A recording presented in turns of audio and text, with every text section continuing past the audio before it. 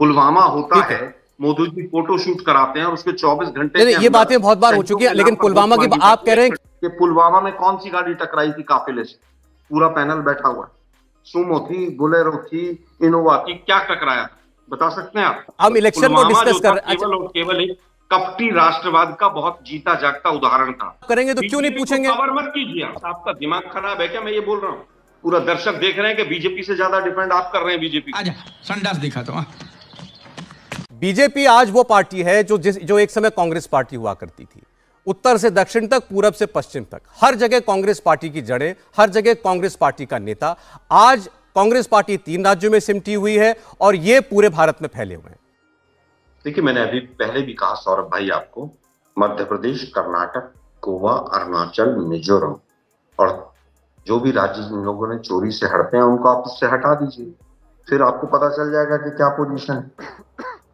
उसके बाद में आता हूं, बार बार कहते हैं हमने राज्य जीत लिए, राज्य जीत लिए। 2014 से लेकर 2019 तक मात्र एक गुजरात की सरकार रिपीट हुई थी। 5 साल में सारे चुनाव हारे। आप कह रहे हैं दक्षिण से उत्तर, उत्तर से दक्षिण। 1993 के बाद दिल्ली नहीं जीती है बीजेपी ने, 1993 के बाद। तो इस तरह से केवल बढ़ा चढ़ा के प्रस्तुत कर देना ठीक नहीं। और 80 करोड़ लोगों को राशन देना पड़े फ्री में, ये किसी सरकार की अचीवमेंट हो सकती है?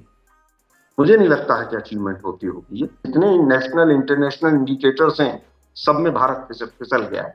6.5 करोड़ लोग बेरोजगारी की वजह से, महंगाई की वजह से, गरीबी की वजह से बिलो पॉवर्टी लाइन वापस चले गए। 4 गुना इस देश के ऊपर जिस सरकार ने कर्जा बढ़ा दिया हो, वो सरकार अपनी पीठ थपथपाए तो दुख होता है, हंसी नहीं आती है। 15 लाख से ज्यादा जिस सरकार में रहते हुए 9 साल में पासपोर्ट सरेंडर हो जाए, उसके बाद ये कहा जाए कि सरकार ने बहुत काम कर दिया।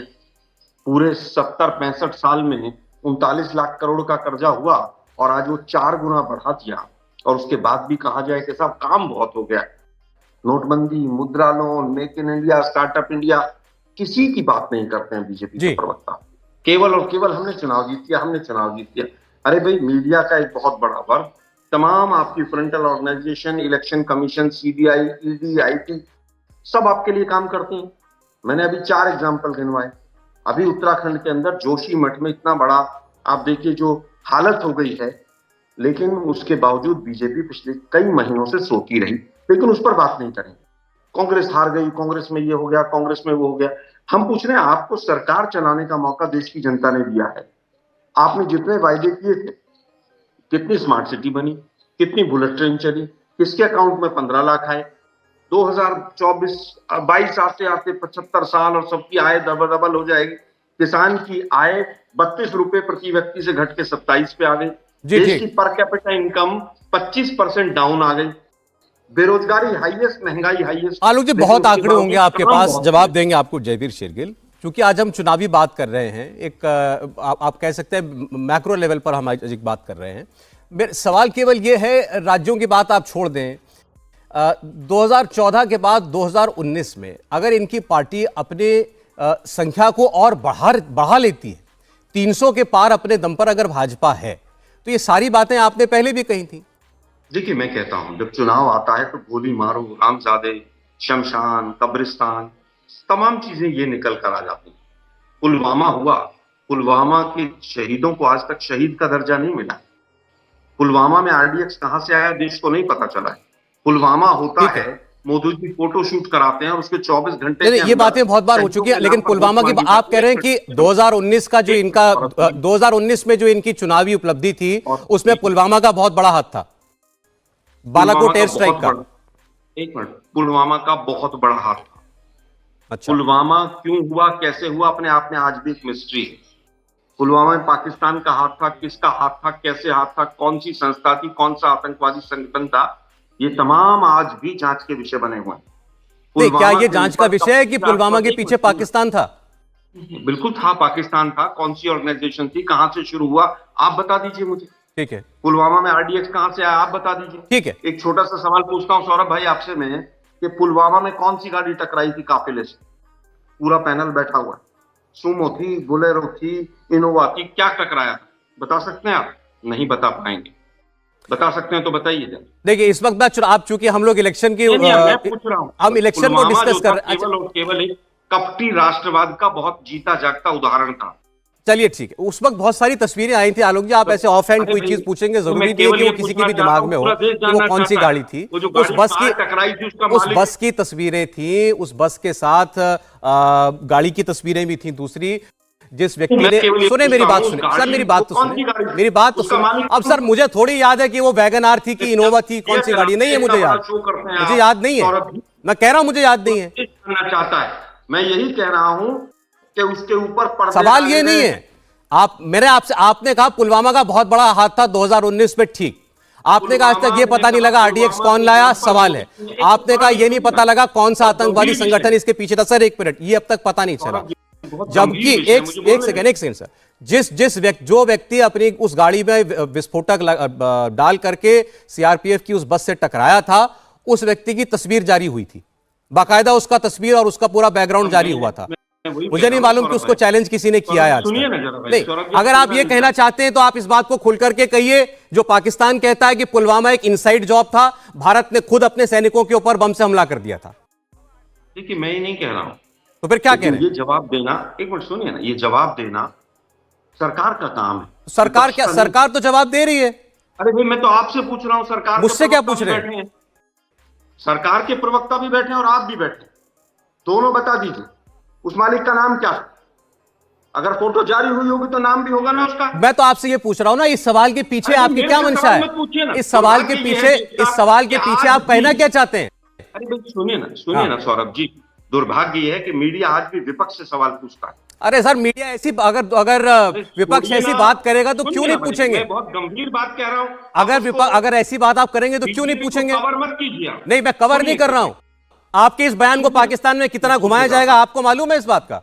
मैं क्या कह रहा हूं, मैं कह रहा हूं देश को जानने की हमारी पूरा अधिकार है, हमारे जानना। ये कपटी राष्ट्रवाद था। आलोक शर्मा जी, अगर आप साफ साफ इस बात को कहना चाहते हैं तो कहिए, अब इसे मीडिया की आड़ मत लीजिए। ये बातें अभी तक दबी जुबान में आप लोग कहते थे, आज खुल के बोल दीजिए कि पुलवामा में, नहीं आप बोलिए खुल के कि पुलवामा में भारत की सरकार ने अपने सैनिकों पर हमला कराया।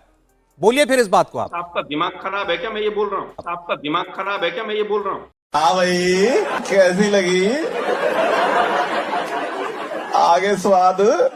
आपका दिमाग खराब है क्या? फिर क्या है ये सारे सवाल? ये सारे सवाल किस बात के लिए हो रहे हैं? किस बात के लिए हो रहे हैं सारे सवाल? ये पुलवामा पर इतने सारे सवाल किस बात के हैं आपके? मुझे बताइए, आप ऐसा बोल दीजिए, आप कहने वाले कौन है मुझे? अरे तो आप मुझसे अगर सवाल पूछ सकते हैं, गाड़ी बताइए, गाड़ी बताइए। अरे मैं एनआईए का इंस्पेक्टर लगाऊं क्या? मैं एनआईए का जांचकर्मी हूं क्या? आप एंकर की भूमिका, मैं एनआईए का जांचकर्मी हूं क्या? आपने कैसे मुझसे पूछा? मैं फिर कह रहा हूं आपको, फिर कोई आपसे कहता है कि ये सर्जिकल स्ट्राइक का सबूत मांगता है तो आप लोग चुप जाता है।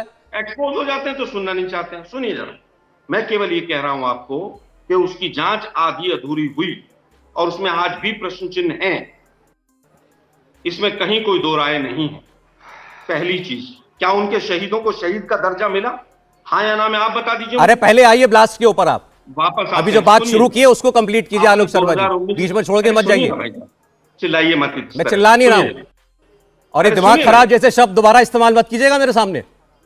कौन से कायदे में रहिए आप भी, कौन से कायदे में रहिए। दिमाग खराब जो भी आपने बोला है ना, आपने जो शब्द रखे मैं दोबारा रिपीट कर रहा हूं। नहीं तो फिर आप उसके जो आपको सुनने को मिलेगा उसके लिए भी तैयार रहिए। आप बात कह रही है, खुल के कहिए, गाड़ी कौन सी है, गाड़ी का मालिक कौन है? मैं फिर कह रहा हूं भाई, ये पूछ रहे हैं जी, अगर आप ये सवाल मेरे से कहेंगे कि आप ऐसा बोलिए तो मैं फिर कहूंगा आपका दिमाग खराब। मैंने ये कहा आपसे कि अगर आप कुछ कहना चाहते हैं तो खुलकर कहिए, ताकि ये पता चल जाए कि आपका दिमाग खराब है, ताकि ये पता चल जाए आलोक शर्मा कि आपका दिमाग खराब है। खुल के कहना चाहते हैं तो कह दीजिए। छोड़िए ना साहब, छोड़िए। हाँ। दिमाग खराब किसका है पूरा देश जानता है, छोड़ दीजिए। मुद्दा ये है, अब आए बड़ा मुद्दे पर। अरे सुनिए ना भाई, आज भी आप ये मेरे मुंह में रखें कि आप ऐसा बोल दीजिए तो मैंने आपके मुंह में नहीं रखा। बात करने का एक तरीका होता है आलोक शर्मा जी, और आप बेहतर जानते हैं मुझे। प्रवक्ताओं से भी आगे चले जाते हैं। नहीं, छोड़ दीजिए इन सब बातों को, फालतू की बातें मत कीजिए मेरे साथ। आप फालतू की बातें मत कीजिए। सब सुनिए ना, बात कर रहे हैं, कायदे से बात कीजिए, तरीके से बात कीजिए। मेरी मजबूरी नहीं है आपको यहाँ बैठकर सुनना बकवास। अरे भाई सुनिए ना जरा, सुनना नहीं चाहते आप, मुद्दे से भटका देते हैं डिबेट को। मैं मुद्दे से नहीं नहीं, भटका रहा हूं। आप आप कहां ले जाना चाह रहे थे आपको नहीं मालूम है। अरे सुनिए ना भाई, सुनिए ना जरा, सुनिए ना, बोलिए। सुनिए। आप बोले जा रहे हैं, मेरे से ज्यादा आप बोल रहे हैं। पूरा दर्शक देख रहे हैं कि बीजेपी से ज्यादा डिफेंड आप कर रहे हैं बीजेपी।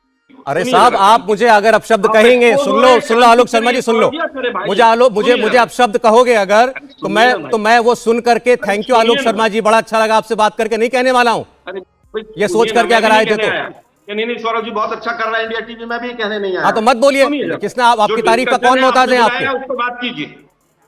मुद्दे की बात यह है कि 2014 से लेकर आज तक देश की अर्थव्यवस्था में क्या क्या अब अर्थव्यवस्था पे आ गए, छोड़िए आलोक शर्मा जी। प्रदीप जी, नौकरी के नाम पे गिरी कर रहे हो तुम।